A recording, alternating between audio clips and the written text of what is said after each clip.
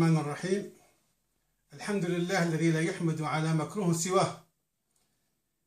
نداء إلى أحبابنا في جمنا والقلعة، إنه ليحزننا أن نسمع ما يفرط القلب وتبكله العين، حرق ورش وجرحى وحظر التجوال بين قريتين جارتين.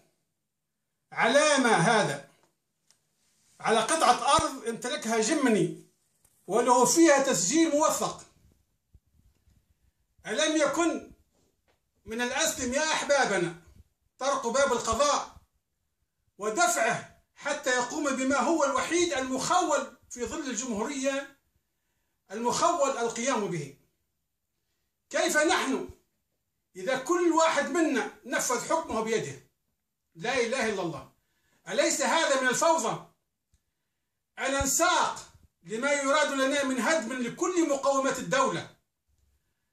أحببنا أم كرهنا، هي سلطة ضعيفة ويراد لها أن تبقى ضعيفة حتى يسهل عودة الدكتاتورية. أتريدون يا أحبابنا أن نترحم على دولة البوليس؟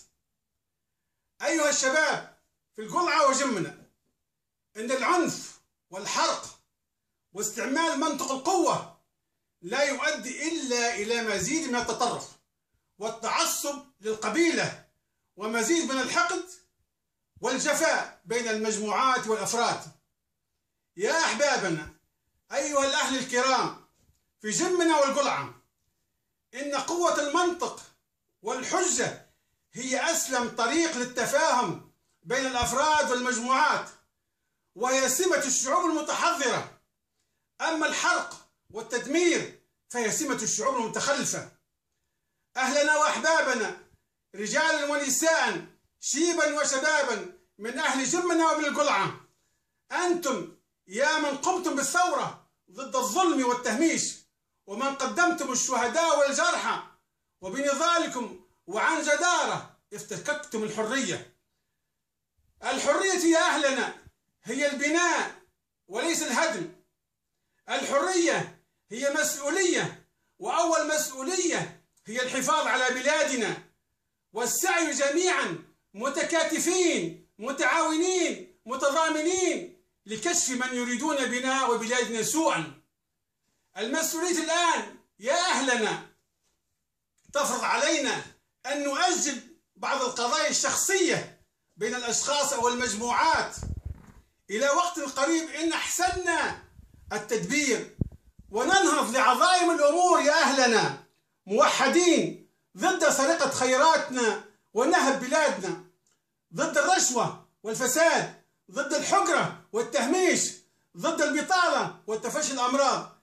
أهلنا يا أهلنا إن فرقتنا وتخاصمنا الآن لهي أفضل هدية لعدونا. إن الأنانية المقيتة والنرجسية إذا تمكنت بفرد أو مجموعة أيا كانت أبعدته عن تحقيق الأفضل له ولمجموعته. أيها الشباب الحالم بمستقبل أفضل، أيها الرجال والنساء الذين اكتويتم بنار الحرمان، دعوتي إليكم لا تستمعوا إلى نعرات الجاهلية، لا تستمعوا إلى نعرات الجاهلية ولا إلى التقسيمات الجهوية.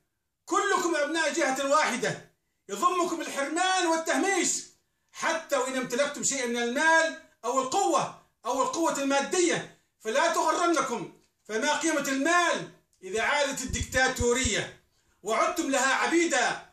وبعلمكم هذا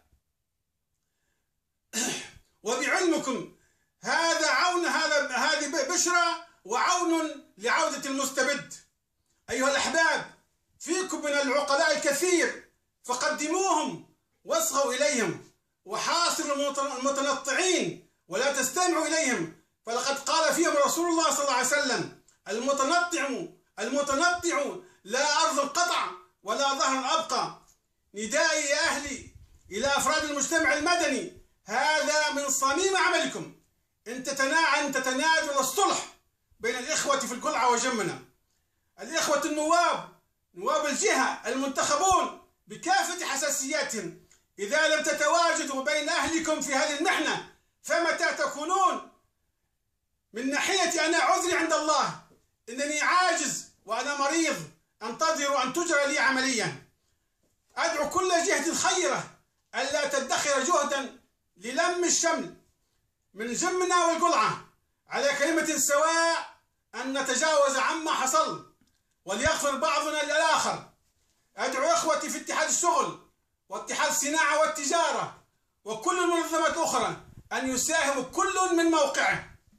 أدعو أهلي رجالات يجوز الفضلاء، ولا أستنقص أحدا، ولكن لقربهم من القريتين أدعوهم للقيام بدورهم المعهود والمحمود. قيل في المأثور: إذا ملت تونس قعدها دوز، وإذا ملت دوز يا ويلك.